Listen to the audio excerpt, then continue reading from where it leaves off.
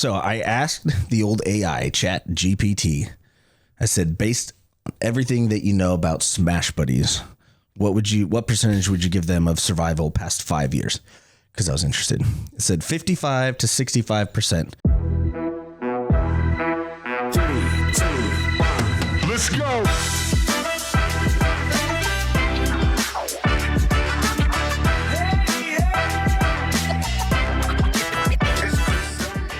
And we're back. Episode 53. I just slammed some pre-workout, so we're going to be hyphy on this one. I got mine right here, ready to go. Ooh. We're should be up on YouTube and Twitch. Let us know in the comments if there's any audio, video issues as usual. Oh, good to be back, brother. Good to be back. Also, a little disclaimer, our building might collapse during this live podcast. Yeah, I don't know, the AC system. It sounded like there was a train driving across the top of our building for a little bit there. Everything was shaking, but it stopped, so I think we're good. No idea what that's about, but historic buildings, it's a beautiful thing. Yes, it is. All right, what are we talking about today? This week, we are talking about the truth of restaurant failure rates. Everybody always says 90% of restaurants fail in the first year. Not quite the case. But we'll look at those numbers. And then we got why good restaurants still close. Regardless of having good food, you still can close as a restaurant. This episode is brought to you by Echo Spirits. Make sure you go down and check out some of their award-winning bottles. Drink local. All right, you want to jump right into it? Let's do it. Did this just break? It did not. All right, here we go. All right, some Empire updates. Last week, record week, already February 2026. Would you have thought that we would have hit a record week this early on this year? No. And that's not a record week for the year. That's a record for all time. All time Smash Buddies record, which I will say I knew it was going to be busier because we had 2 weeks of snow and ice. Nobody was going out.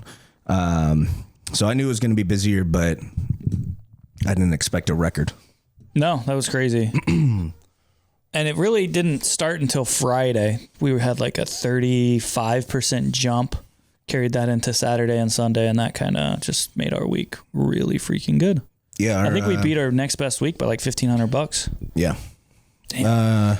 Friday was a record. I believe Sunday was a record as well. For best Sunday ever? Yep. Nice. 2 record days and a record week. First 5K day. First 5K day. Feels good. Yeah, we've been close a few times. I know. I think one time we were like $50. I always wanted to cheat it a little bit, but I haven't. So order 10 feels good burgers to not have night. to cheat about it. Yeah, we did like 52.50 or something that day. So it was, excuse me, good record day. Yeah, absolutely. What other updates we got? Buddy Rub. Yep. Still back. Just like last week, sbohio.shop. Get on there and order some Buddy Rub. The last rub your meat's ever going to need. You got it. Sub count, we're up to 206. Getting close. Yeah. Honestly, we're pretty close. 20% of the way there. Yep. We're getting I'll take it. Couple every week.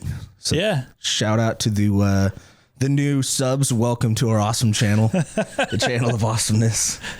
And St. Patty's Day yacht shot hats are ordered. They'll be here probably next week. They look really good. Everyone loves the Olympic hats too, so. I brought in like 15 more today. Okay. We'll try to get them sold. Should be stocked up. Yeah. When's the next U.S. men's hockey game? Today. Is it today? It's actually right now. Who are they playing? Sweden, I believe. We're not very good at this. No, we're not. I've been focusing on podcast No, stuff. I know. I forgot about hockey. But yeah, I'm pretty sure they're playing the Swedes right now. Can you say that? Yeah, I think so. What they go by? It's appropriate. Yeah. Did you see the what's the illegal fingering and curling? Yes. Yeah. Curling fingering. The illegal Whoa. fingering. Yeah, wild. Yeah, I think last Olympics it was too much. The brushes were too brushy. Oh. Like they were too powerful. And this year it's illegal fingerings. Yeah, what a lot of drama. What a crazy thing. Oh, Did you see the videos? Yeah. It's like, it's interesting. Just like the little flick. Just a tiny little whoa, flick. man. Yeah. Get your hands off that thing. All right, no one in the chats yet, so I think we're just gonna wing it. Fly on by. Yep, jump on into it. All right, so we pulled some numbers from the National Restaurant Association for the truth of restaurant failure rates. See, the NRA, that always gets me because that has another meaning that I'm much more familiar with, but it's also the National Restaurant Association. Who would have thought? Who would have thought? All right, within the first year, they say 20 to 30% of restaurants fail. So we made it past that. Within the first 2 years, 45 to 50% of restaurants fail.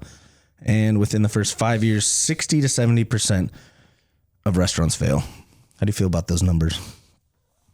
Personally, not great, but we've already made it 2 years. It's not really inspiring, is it? No, not at all. I mean, if we count the food truck, we're like year 3.5. Yeah, I don't think that counts, though. No, I don't think so either. But, it's basically you have a 20% chance of failure every year. So if you make it past the first 2 years, like you only have another 20% chance to fail. After 5, though, it seems like you're pretty good. Yeah. You'd be all right if you make it 5 years.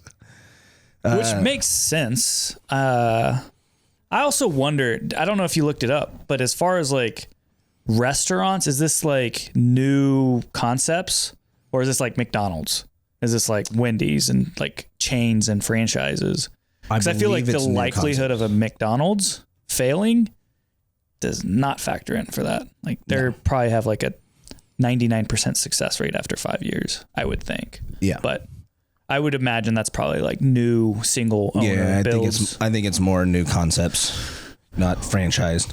Which makes a lot of sense because a lot of people are starting a business that maybe they don't necessarily have any experience, or they have experiences in restaurants, but not running restaurants.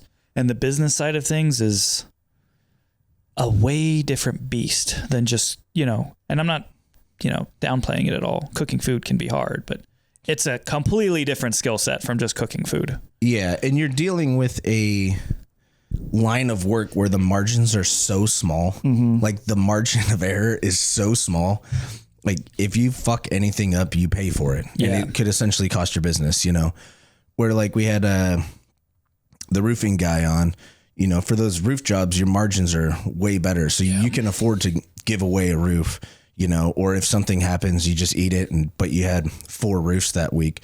So your margins are significantly better on, on other businesses, where for us, it's like you have a great week and you still only made such a small amount, Like, I mean, we'll go over our numbers at the end of this, kind of where we were at for last week, but essentially all of our profits from last week, if a freezer breaks, there go your entire week's profit. If one thing breaks, one thing happens, it's like, boom, all that work you did in that week, gone. All right. I'm seeing these top 5 reasons that restaurants have failed. And they're all ringing true for us a little bit. Yep. Poor location. We have that. Number 1. Lack of marketing. I mean, we have a little bit of marketing, but we could put more money into it. It's just money's tight. So our marketing's okay. Word of mouth is good. Yeah. Financial mismanagement. I wouldn't say it's mismanagement so much as not a great understanding of it's a learning restaurant finances. It's a learning curve, and we're still much on the upward slope to figuring things out. Bad hiring and poor management. We've been there. I think that's tough for all restaurants, though. The turnaround is so high that it's hard to find good people. Yeah. And especially when you're not super busy, you have a small crew. Every person on that crew is like vital importance. And if they leave and you have a lot of turnover with just 3 people, me and you or the owners or the upper management have to step in, and then they're getting detracted from what they're, doing, they should be doing as far as like managing. Yeah. And it's constantly like you'll hire, I mean, we've said this before, you hire a group of people and after a couple months, there's one that's still there. Yeah. It's ever evolving and rotating door. But we have done a lot better, I would think, in the last 6 months as far as turnover than the 6 months prior. So like we're definitely learning, learning and have better understanding of that. And I mean, at this point now, our kitchen guys our kitchen leads are handling, that aspect, which is Well, great. I think a lot of that, we've just been cultivate like the loyal people, the people who want to be there. You cultivate those people, you give them more responsibilities, you give them more pay, you teach them one step up from where they're at, and you reward that. And I think that's kind of like, we've had enough people stick around long enough that are still all about it. And we're like, here's the keys. We'll help you along the way. Help us help you. Congrats on the record week from Code Man Stan.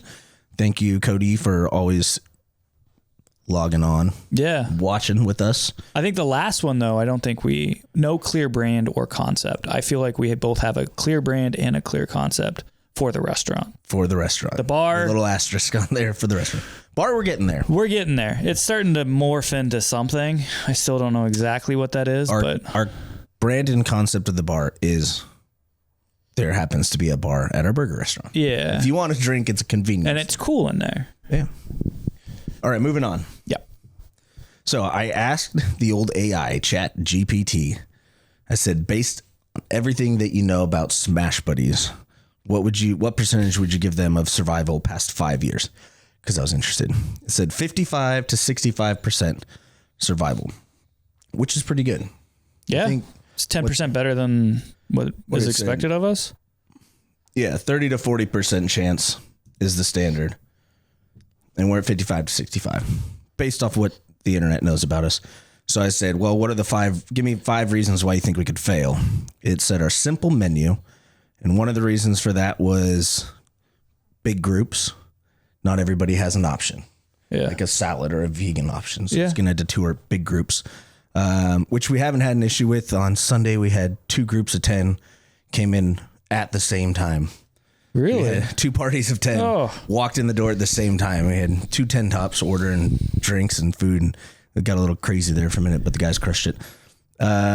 Number 2 was local competition. Like 6 months ago, I could see that. Nowadays, I think we're riding pretty smooth as far as local competition goes. Yeah, it's not too bad, but everybody's doing smash burgers. There's That is true. thousands of restaurants in the city, and everybody's got a burger. So I will say, though, a lot of the smash burger concepts that are opening up, they're like very much different, more gourmet, more farm to table, more expensive, which it's a burger, but I feel like it takes it kind of like out of the class that we're kind of sitting in, yeah, where we're more of like a quick, reasonably priced, good food. You know what I mean? yeah. It's not like a luxury burger or anything. No, I feel like we're like the traditional old school American family burger joint. Old school, new school. Yeah, for sure. Old school.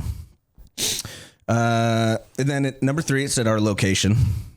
We got Yep, still an issue, but we're still seeing growth Hey, in spite of that. At least it didn't say location's number 1. Yeah. 3, I can work with. 4, it said quick expansion based off having a food truck, the restaurant, and now the full bar. It knew all that in the timelines of which we open things. It said these guys are moving fast. It's another reason we could fail. Which I think. How do you feel? Do you think we've expanded too quickly? Like based on like historical like trends and like things that we've done? Like No. I feel like everything Like for kind us of personally? Yeah, but I feel like everything like, opening the restaurant as soon as we did seemed like a big jump. But as far as like all of the other factors that were going on around the business, it made sense to do it then. Right. And same with the bar, like the previous tenant, it was Horrible. not like we were in a very bad relationship with them, and they were, I think, actively sinking our brand because of their poor management and other things that they did. So it's like we had to take over the bar. It wasn't so much a matter of it was like we can allow somebody else the opportunity. yeah. We can allow the landlord to give it to somebody else and then hope that there's a good working relationship there, and then we work together, or just take matters into our own hands and trust. Financially, it seemed like a quick expansion because we weren't able to recoup a lot of that initially, and we still probably have a little bit ways to go, but it had to happen then. Yeah. No, we did hit some good liquor numbers this week, though. Yeah, I think we were close to 1,800. Yeah. Not bad. Which is not bad. For us, people, come on. It's not Yeah. bad. We're getting close to 10%. We're getting close. Let's see, Code Man Stan. Everybody is making a burger with some sauce and calling it a smash burger, Ain't nobody making a smash burger like the Smash Buddies. Truth. That's high praise. Yeah, high praise. High praise. Number 5, restaurant economics and rising food costs is the 5th reason that ChatGPT thought we could fail. Yeah, and that's fair. I mean, looking at beef futures and talking to Jason, beef prices aren't going down. Like, they're going to stay elevated probably for the next 6 months. And right now we're at $4.33 a pound. Yeah. Which is honestly like reasonable when you go to the grocery store and it's $6 a pound for 80/20. But that's just something we're going to have to deal with. That's why we have chicken. That's why we've started to expand our menu just a little bit so you can have other options. That's like why we're eventually going to have milkshakes this year.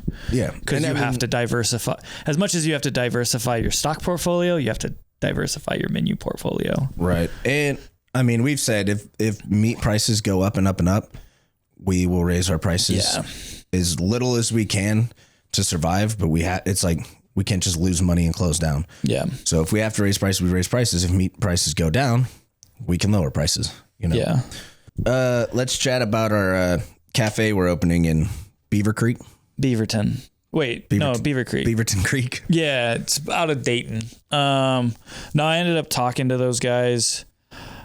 Within the first 10 seconds of that conversation, I knew this is not going to happen because they kept referring to us as Smash. They didn't say Smash Buddies. They had no idea like who we are, what we did. They knew we did burgers and that was about it. And they're like, yeah, you can just open up another concept. You guys seem like very entrepreneurial. And it's like, all right, well, what do you look like? What do you have over there? Is this a new build? He's like, no, we just bought out like this mall complex. And they're like, we're looking to put someone in a food court. It's like, no, we're good. Like, not a chance. Maybe they're just so efficient they don't waste time saying our full name. Of yeah, business, seriously. You know? But like in the first 4 sentences of him, he probably said like 20 corporate jargon words. Like, we're gonna put some color on this. We'll circle back. It's just all kinds of bullshit. I was like, all right, dude, we're good. Like, I'm not interested in the slightest for this. Yeah. Well. Dang, it was close. It was close. I thought for a second we were going to Beaver Creek Town. Yeah. Not so much. No, it is crazy because you'd think those guys are obviously trying to get people in their space. Yeah. How are they going to make money if they don't? Why would you not actually do some like targeted research, find concepts you want, put in a little bit of effort, stop by the restaurant instead of just cold emailing? Very strange. I assume they just look like top burger restaurants in Columbus and they saw us and like, wow, you just put it over here. Yeah, they probably emailed 400 people the same thing. And yeah. Probably had AI do it. Just like email everybody. That's why everything's all messed up. But no, interesting. Very interesting. I think, we had the ghost kitchen that we went and looked through Uber Eats. Oh yeah, I remember sure that. It was the same exact thing. Because one of the reasons I talked to the guy on the phone, he's like, after we checked the place out, he's like, you guys interested in coming on, going to the next step? And I was like, we have an 8-mile bubble for our DoorDash and Uber Eats. If we opened a second location inside of that 8-mile bubble, 50% of the bubble is covered by 2 places. Yeah. It makes no sense to have them that close. Like, you want as many big bubbles in the city as you can get, maybe a mile overlap, but yeah. And I told him that. Do you remember how much that was? One of those spaces? I want to say it was 2,000.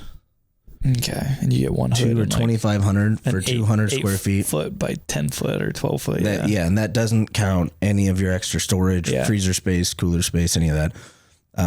But I asked him, I'm like, correct me if I'm wrong, but this is the way I'm looking at it. Like, this is our circle. The circle you want to put us in is massively overlapping. That's going to kill half of, we can't get more business if half of it's going to be the same business. And he's like, no, you're right. I was like, okay. All right, man. Well, I guess conversation's over. Appreciate it. Sums it up. We're good to go on that. But no, that was wild. That's when I first learned that a lot of those ghost kitchens just open up the same restaurant 6 different times on DoorDash just so they pop up with SEO, but it's literally the same menu and everything, same space. And they were stoked about it. I know they were like dude, bragging about it. They're like, you can have Smash Buddies, you can have Cole's Smash Burgers, you can have Jared's Delicious Smashies. Yeah. And they can just be different packaging, and you make the same thing, sell it to them. I'm like, why would you do that? Yeah. No. You just have a better chance of people clicking on one of your restaurants if you have 10 of them. I'm like, bro. Oh, and those, Wild. I don't know how much we want to go into it, but just walking through that was unpleasant. Yeah. It was like a prison cell for restaurant. Like it was literally like, it looked like cells in a prison. You go to the next one and there's just like 2 guys just sweating over a griddle cooking food. And you're like, Shit everywhere. sheesh. And it's just like all concrete walls and everything. It was like No windows. no windows. It was literally like a prison warehouse. Yeah. And it was a massive building. So if you have to run and get something from the freezer, it's like half a block. Yeah. You're running, and you have a 200 square foot kitchen. So you're going to be running back and forth a lot just to stay stocked up on things if you're doing any decent business out of there. And you got to factor in that all the platforms are taking a 30% cut of everything that you sell. So Do you think they give you a 30% better cost of deal goods. if you're in their establishment? no, Doubt it. not a chance. They probably charge you more. I would think. I doubt it's more, but they're not going to. Why would they give you a discount? I think the only people who get discounts are the ones like McDonald's, like Taco Bell and stuff, who's like, because they deliver on Uber Eats. I think some of the other like big chains have their own like delivery service, but I bet you like Taco Bell, Wendy's, and all those, they get discounts because they're pulling in hundreds of millions a year on those platforms, and they can't, like Uber's not going to be like, nah, you have to pay 30. It's probably closer to like 10%, I bet. Yeah. They work out some fancy deal. That's what I would imagine. You know, the bigger the fish, the more you can. Yeah. I'm curious how long those will be around for. I don't see it as something that's going to be around forever. What? Like those cloud kitchens or ghost kitchens, like the multi-unit. The ones, incubation kitchens, Yeah. as they like to fancy themselves. I don't know. I really don't. I think as soon as there's a big market downturn and people aren't eating out as much, or they're being a little bit more responsible with what they have, I think a lot of them are just going to go out. Yeah. Because it still costs money for people to be in it. And if they can't afford it, it's like you're just going to lose all your tenants and you're not going to be able to pay rent. Yeah. I mean, it was half full when they had us come in there. Yeah. I think they had 40 or 42 kitchens and they had like 25 were filled. Yeah. It's Something like that. how can we passively make as much income as possible by having other people bring us business? That's basically their whole business model.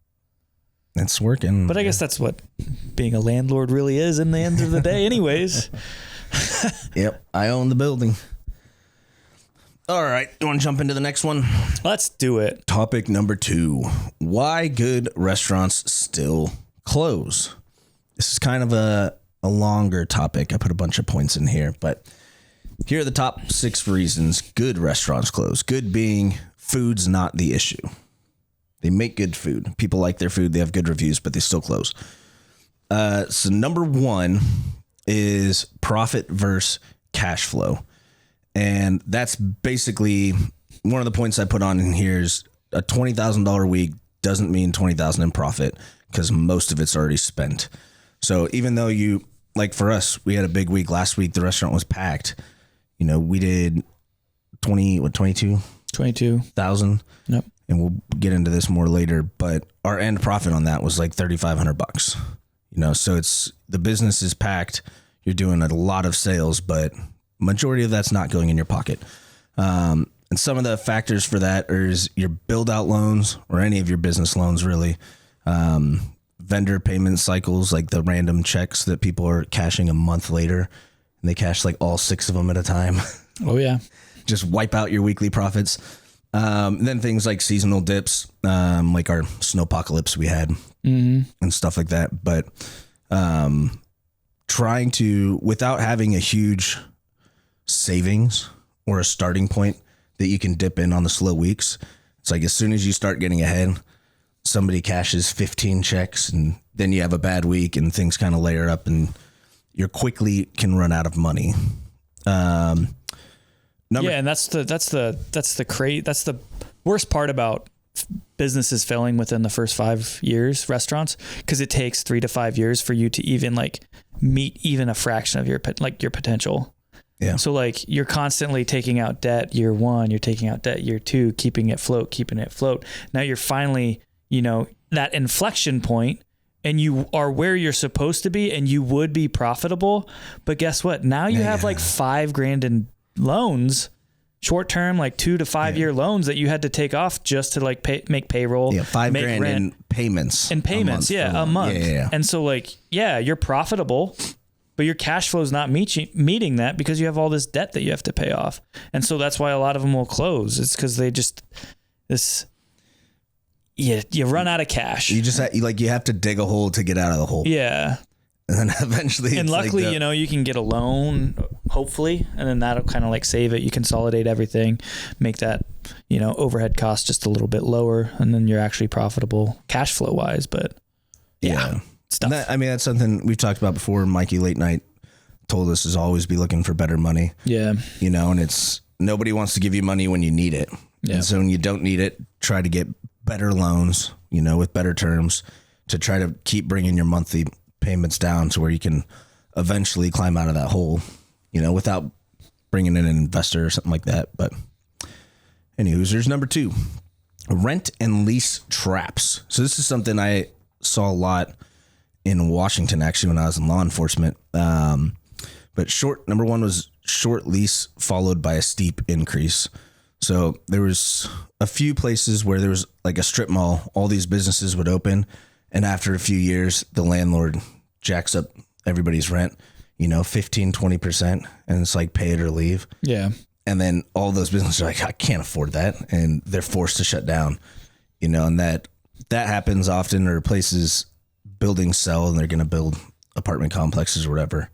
Your landlord sells your lease out and then you're pretty much screwed. Yeah.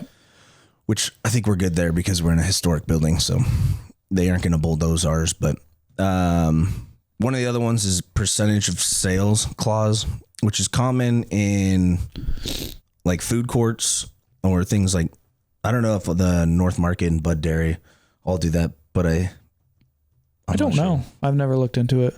Yeah. I've heard of some of them do like a percentage of sales, and there's a, I think seasonal ones do a lot of that too. Like, for like tourist areas where they have like a 3-month year. That way they can keep their rent like low in the slow times.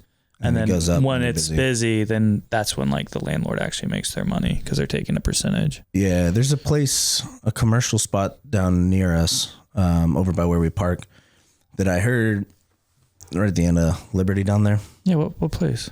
I don't know, that building with the huge parking lot used to be a big restaurant or something. Oh, yeah. I know what you're talking about. I don't remember who was telling me this, but somebody was looking into that spot and they said they wanted a large amount of rent for it plus percentage of sales, which I'm like, that is nuts. Percentage of sales is crazy to me because the more you make, the more you pay. Yeah. And it's like you can never get ahead or get away from it. And in a business where 10% profit margins is really good, 5% cost of like sales is just, you're not going to make any money. Yeah. What are you doing it for? You're not making any money. Yep. Where are we at on here?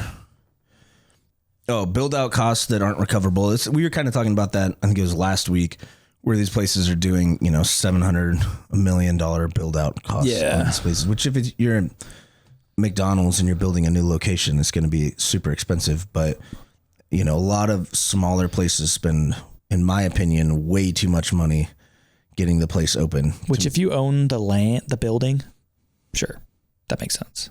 But if you're renting or leasing? On certain things too. But like chairs and tables, we were looking at chairs and tables and booths for our spot, and you can spend like $20, $30 a chair. You can spend like $200 a chair. Yeah. And of course there's arguments for like bar stools. The more comfortable the chair is, the longer people are going to sit there. The longer you sit there, the more drinks they buy. It pays for itself. It's an investment. But I'm like, man, you buy 50 chairs at a high dollar price just because they look super nice. Yeah. Like, those chairs aren't more comfortable too. Yeah. No, the best chairs I found in bars are the super old ones. Yeah. Where they're like 20 years old and they're still working. But for some reason, I think they're they're built to last. Like ours. Yeah. And then there's standard is 2 to 3% yearly increase on your lease. And that's tough enough to meet every year. I mean, your business has to keep growing year over year because your lease every year is going to go up a certain amount, whatever it is. And if you're not locked in on your lease and after 2, 3, 4 years, your lease doubles, you're going to be screwed. Yeah. Well, that's why you also have to be paying attention to inflation and all of your other costs, because you have to raise prices after a certain amount of time. Like if you're not meeting like your certain percentages, if rent and utilities isn't around 10% of your total sales, you got to figure out how to fix that. Because if it's higher than that, you're eventually you're not in a good spot financially. Right. But that's the other thing is like you can only raise your prices so much before you're a $25 cheeseburger. And it's in 10 years, in 10 years from now, all cheeseburgers are going to be $25. That's fair. Like prices they're not going to go down. That is fair. No, I mean, like Taco Bell soft tacos used to be like 79 cents. Yeah, man, I just got 3 bean burritos and they were like $8. Yeah. I was shocked. They're so good, but God. Yeah, their tacos now are like $2.59. I know, insane. But yeah, it used to be like 69 cents. You used to get the like party box for like $10.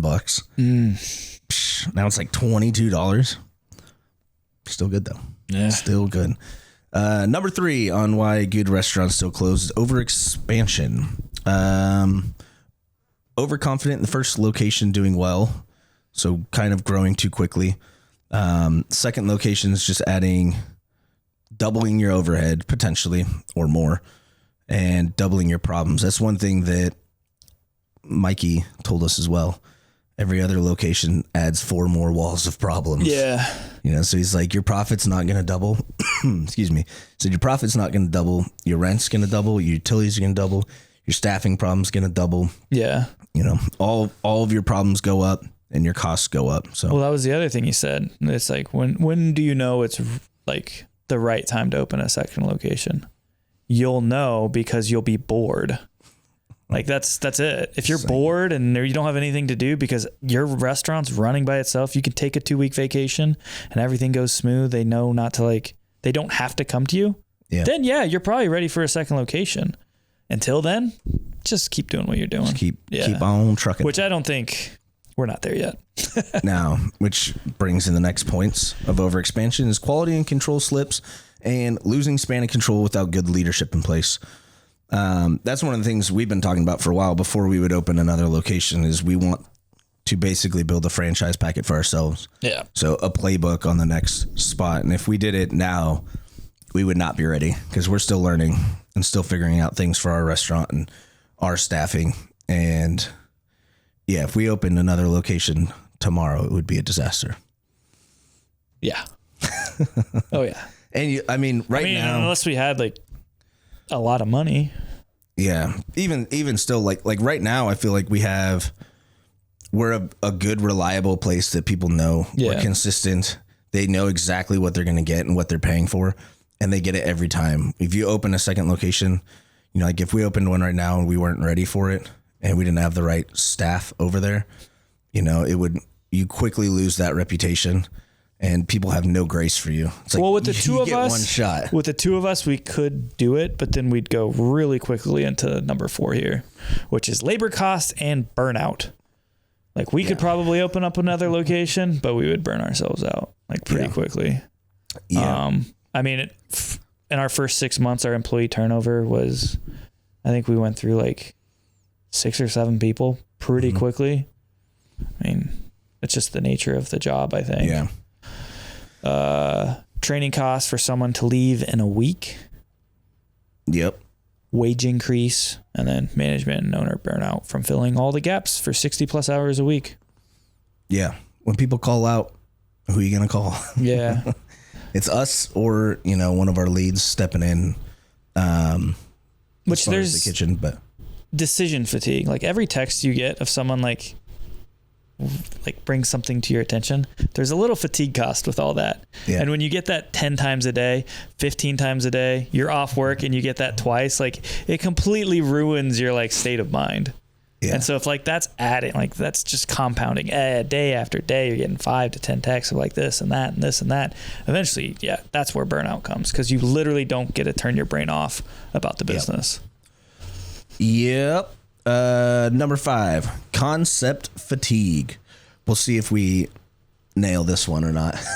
Yeah. But I wrote down social media hype fades, trendy concepts that lose momentum. Examples that I put on here, like diet fads, where keto was a big thing for a while. Everybody had all these keto options. Now it seems like everyone's doing high protein stuff, regardless of any of the other macros. It's just high protein. But and then smash burgers, I think, are another concept that could end up fatiguing out. But Yeah. I don't know if you guys can tell, but our building's like shaking right now. I hope they can't, but we'll see. The video is just, or it topples on live and then we'll go viral. That would be sweet. Building collapses while 2 buffoons try to do a podcast. Yeah. All right, let's move on. Number 6 of why good restaurants still close: owner ego, which I think we're good on this one. Ignoring customer feedback, keeping unprofitable items just because you like them, and refusing to adjust your menu pricing. I think we're pretty good at listening to our customers. I think so. The next thing I go over our business model, but that's one of the things we said from the beginning is give the people what they want. Yeah. And that's the benefit of being at the restaurant so much and like still serving and bartending every once in a while, because we get direct customer feedback. Yeah. We have a lot of regulars that we respect and want to keep happy. Well, we're going to do what they say. Unless they say French fries. Yeah. There's a few things that are off the table. Off limits. But for the most part, yeah, we read all of our reviews. We read all the comments and everything, and we're constantly in there talking to people. So I feel like we do pretty good with that section. But what is our business model, Cole? We stick to what we're good at. We know burgers. We got good at burgers in the food truck. We're going to continue to do burgers. We might do things here and there, but it's only if we're very, very confident that every time it's perfect. Yeah. And we can be good. Which is why it's taking us over like almost a year to do milkshakes, is because we just have not had the time to put in the effort to build out a system that's perfect every single time that we're happy with. I eat a burger every day. I want to be able to drink a milkshake every day. I know I won't, but I want that to be, that's the standard. Yeah. Keep it stupid simple. I thought it was simple stupid, but we could go either way. We don't overcomplicate things. We try not to, because if it's complicated for us, it's going to be complicated for everyone else. Right. We're not the 2 sharpest tools in the shed, so yeah, we just keep it nice and easy. That's the same thing. Like in the food truck was the exact same. We have 4 menu items. Yeah. Like it's simple for customers to order. Yeah. It's simple for the kitchen to make. It's simple to prep, simple to clean. If everything's simple, it's a lot easier to hire trained staff and keep things running, efficiently when you have 2 10 tops walk in at the same time. It's like, it's not 30 different menu items. It's 4 different menu items done 30 different ways, You want to go through number 3? Number 3, strive for long-term growth through word of mouth and good customer service over a viral social media moment and hype. I will say social media is great, and any of the social media hype moments are great, but I think if your only priority is like blowing up on social media and not so much focused on the people who are coming in every day to your restaurant, like you can kind of lose focus on the idea of, if I just have a video that has 1 million views, or this influencer, I pay them $2,000 and they have all these followers, like everyone's going to come, that's kind of, it seems like that's the modern thinking of marketing, is just pay some fancy influencer to come in and talk nice things about your cheese. Which it works. Don't get me wrong. Like that stuff does work. But it has its hype moment, and if you're not there to back it up, yeah, then it's just gonna fade away. Well, yeah, it's like with Triple D, diners, drive-ins, and dives. I heard some weird statistic that like a lot of those businesses fail pretty shortly after because they have an uptick of 100% business the next month. Quality goes to shit. Consistency goes to shit. Wait times. All go of to your shit. regulars that you had get pissed off because this isn't what I was used to. I don't want to go here anymore. Yeah. You lose all those regulars that you had, and then none of those new customers become regulars. So now you're left with, Nothing. That 100% dip. Now you're, lower than where you started after that pretty quickly. So, And that's where I think our focus has always been like treating every customer and every burger like we want that person to come back. yeah. And actually caring. And it's gone a long ways. Our regulars, we have a lot of regulars. Yeah. Too many, actually. I'm starting to like not remember people's names. It's hard. I always apologize. I'm but, already like, bad with names, so I hope they understand. Like I got so many people I'm trying to remember. Yeah. As I said earlier, number 4 is give the people what they want. 5, burgers over politics. Yeah, we did that life way back when. And we were I like burgers more.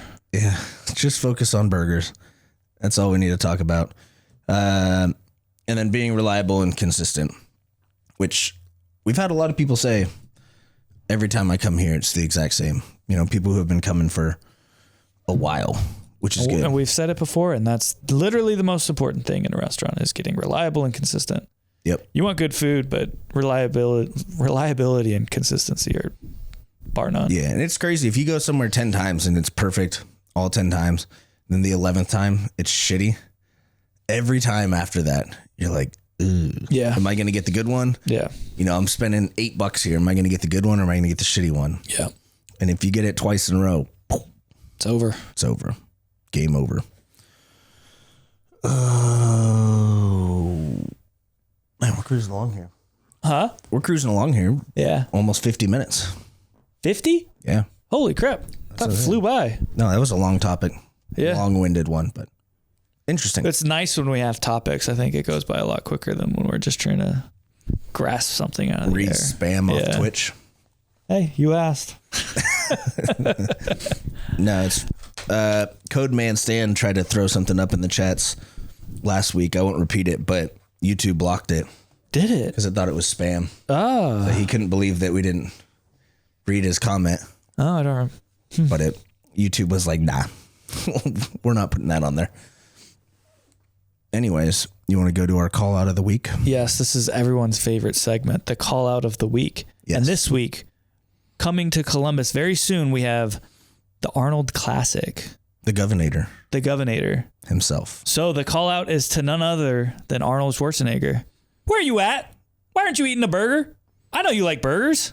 Come get a burger. It's right down the road from the convention center. Hit us up, social media. Yep. Give us a DM. I will hand deliver it to you on a gold platter. I will go out and buy a gold platter and hand deliver you a smash burger. About like a gold dumbbell. Gold dumbbell would be sweet. be cool. I like that. But come on, we're waiting. We'll be here. What do you think he'd say after he came in and got a burger? I have no idea. I don't have a good Arnold impersonation. If that's what you were going for. I'll be back. I'll be. Come on. Come on. Yeah, that was a layup. I fucking Yeah, missed that man. one. Swing and a miss.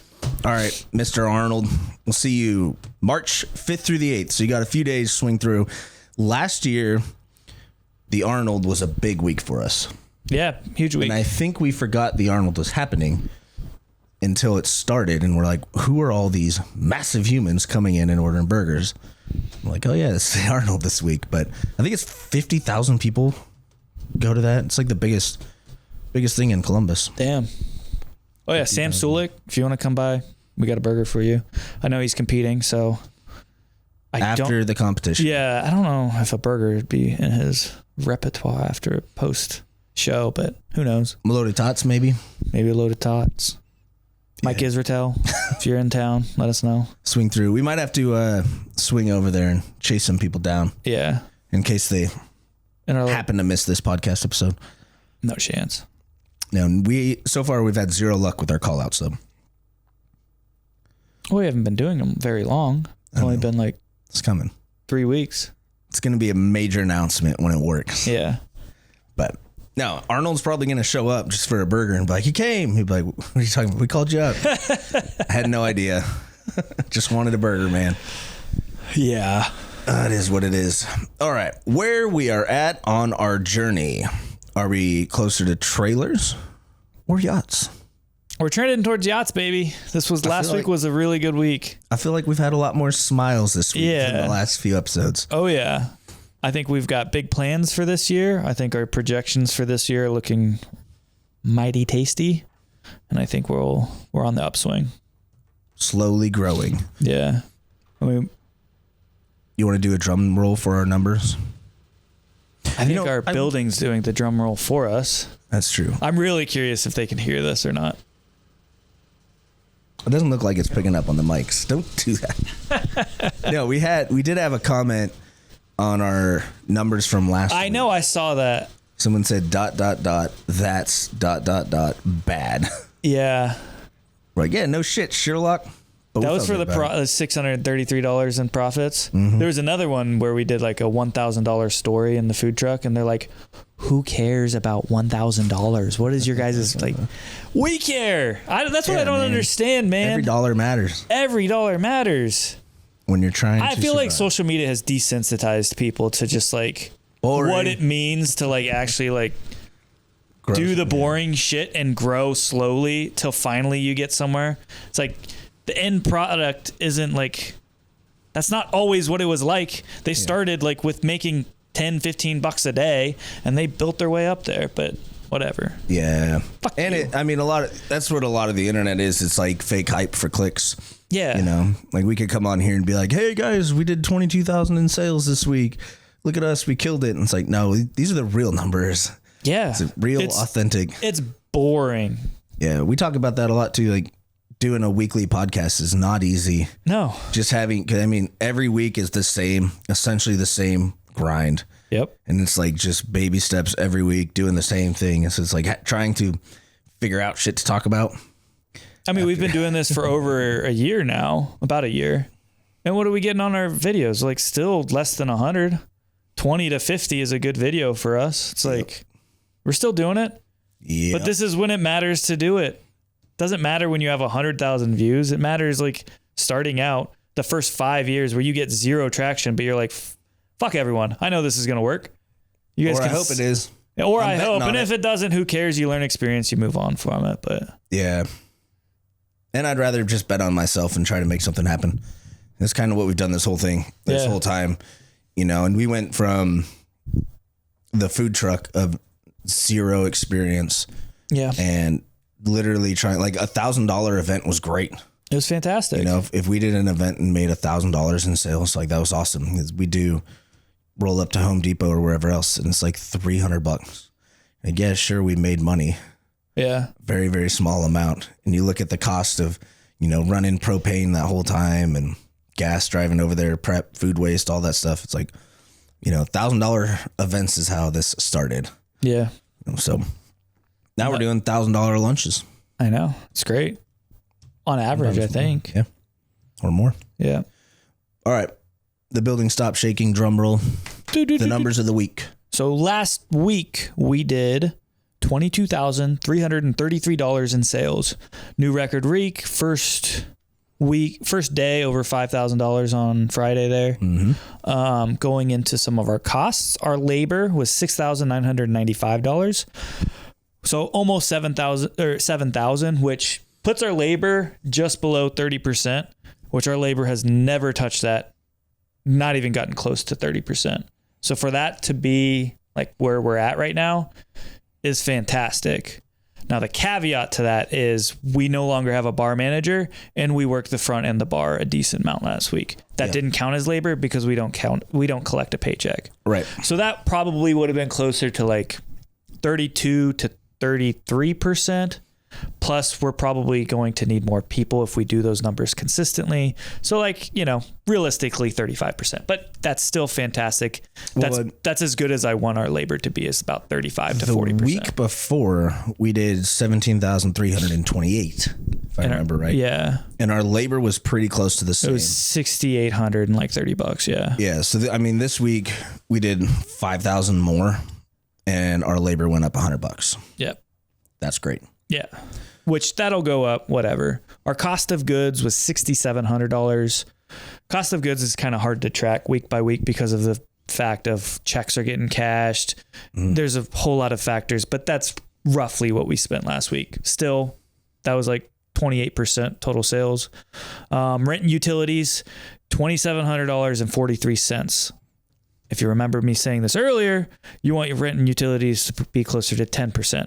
That's still too high for what we did in sales. We need that to be closer to, we need to do 27,000 in sales for our rent to be where it's at. We will get there. It's just going to take time. Probably, I would say by June, July of this year, we should be getting that.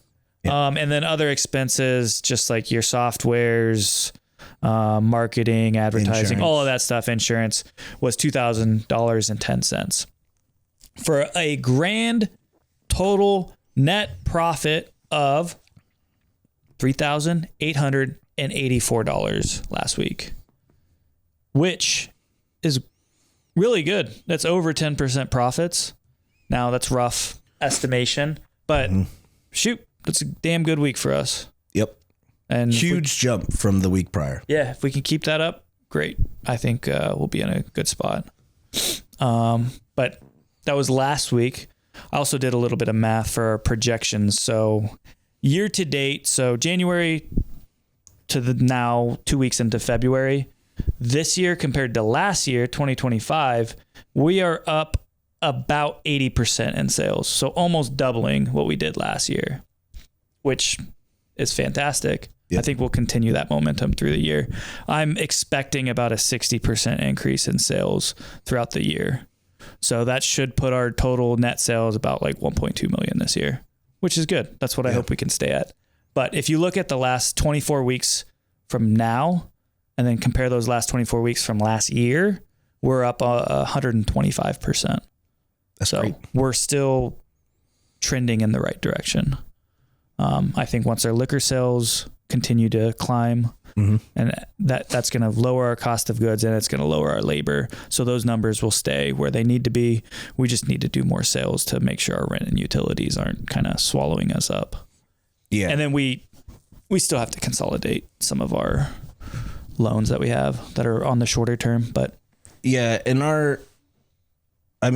Everyone says liquor sales are better than food sales. You make more money, which is true. But if we can keep hitting these numbers and surviving off our burger sales alone, and like the bar takes time as that continues to grow, that's all extra. That's all icing on the cake. As long as the burgers are doing enough where it's evening out, then we're fine.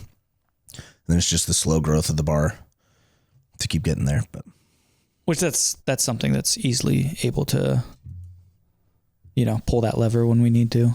Yeah. And when we have the time to focus on it. Which this year. Yeah. This is the year of the bar. The year of the bar. It's coming. It is. You got any ideas for any new segments? My next segment. I love this. So 1.2 million is what we're projecting to do this year. That's not good enough. I want to double, since we've started this, I've told you I've wanted to double our revenue every year. Yes. We started with about 300,000. Last year we hit that number. We did about $740,000 last year. That means this year we have to be close to 1.5 million. So there's a $300,000 gap that we have to make up somehow. How are we going to do it? I always got different ideas. We got the Buddy Rub back up on our, website, sbohio.shop. So I think we'll make, a decent chunk of change, but I don't think that'll be enough. So the other thing I want to do is this is our 52nd burger of the week. I want to make a Smash Buddies cookbook. Okay. That takes the top 15 best burgers of the weeks and puts them in a cookbook. So you can make your favorite burger of the week at home. You don't have to wait for us to rerun it. You can make it at home. So you like the lots of matzo? Our vodka sauce will be in there. Mozzarella sticks. You'll be able to make it at your house. Boom. Beer cheese, that'll be in there. Blackened ranch, that'll be in there. And I think it would just be my goal is to have this done by Christmas of next year. Ooh. That way it's the perfect stocking stuffer for all your loved ones. And it will go perfectly with Buddy Rub. The last rub your meat's ever going to need. I think, first 15 cookbook sales get a free bottle Free Buddy of Rub. seasoning. Yeah, I love it. Free seasoning Yeah. to go with your recipe book. So that's my plan. for it. I'm going to knock out maybe like a recipe a week until the next year, and we'll have a cookbook ready to go. It's going to be a slick little thing. We got the photos for it. Yeah, exactly. We have a professional camera. We have all the recipes. We know like what we should do. We're going to do like headshots with like aprons and knives. Yeah, for sure. Maybe the chef hats. Yeah. So we I look like all it. official. The Buddies Cookbook. So the Smash Buddies cookbook coming soon. By the end of 2026, my guess. This is titled Cole's Ideas that probably won't happen. Yes. But I think this is a good one. Is it a good one? Yeah. It's not bad. We'll see. It is not bad. Yeah, we didn't have any TikTok hate this week. No. Kind of bums me out. We did have a lot of comments on the Gen Z drinking situation. Did we? I haven't delved into that. Yeah, a lot of because argument Not hate? on the videos, the people trying to explain it more. Oh, gotcha. So on the video, you said what, like 50% or 25% of Gen Z is not even old enough to drink. And to be fair, I pull statistics out of my ass all the time. So Yeah, they're just made up. Yeah. I think it was close, but 60% of statistics are made up on the spot, you know? No, everyone was saying, well, they're still drinking if they're underage. They're just having other people buy it for them.